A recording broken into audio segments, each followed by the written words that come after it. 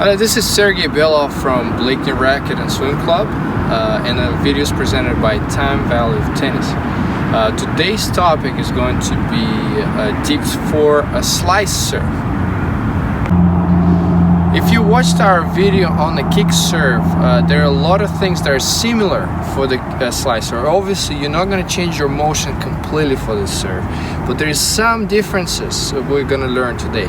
So one of the things, obviously, you're still going to use your legs. You have to stay sideways. People tend to overturn on the slice serve, open up their shoulders completely being face the net, which causes them to go too much out wide, lose control on their serve, and make a lot of mistakes, or getting too soft to the serves. You still have to accelerate your racket.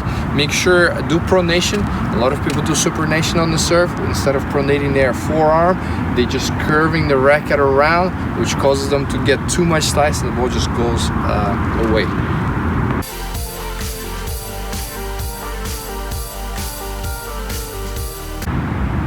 Alright, so we're gonna focus step by step how to go through the slice serve. So let's start with positioning. Now when you're gonna get set up, you're gonna be sideways. Your left foot is gonna face the pole.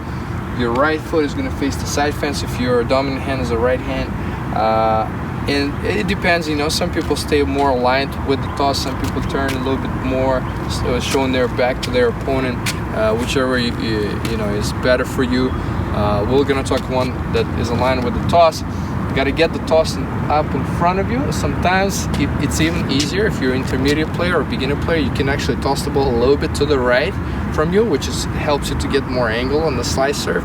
If you're a more advanced player, I wouldn't suggest to do that because your opponent will read where you're gonna serve, and that will be much harder. Although sometimes you can fake your opponent and toss the ball a little bit to the right, but then still serve to their body or down the tee with the slice, so you can actually manage to fake them out a little bit with the toss.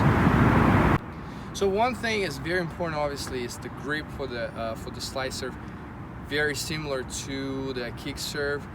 Intermediate players and beginner players, continental grip, and it's the same way to find it. You're gonna go down on the racket, just grab it, or you can just look at the V of your hand.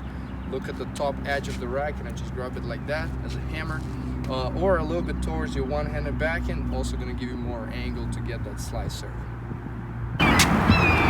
Next, what do you have to focus on? All right, we got our positioning, we got the toss right.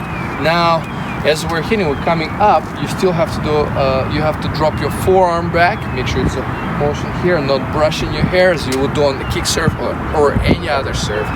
And as you're coming up on the ball, you're gonna have to cut a little bit on the side of the ball and the highest point of contact to get a higher angle on it. But make sure you don't keep turning your racket around because it's gonna decrease the racket head speed. You actually have to pronate your forearm at the end anyways, because the ball stays in your racket for about an inch. So right at this time, the ball's gonna leave your racket. So make sure you just pronate your forearm and finish on the side of your body.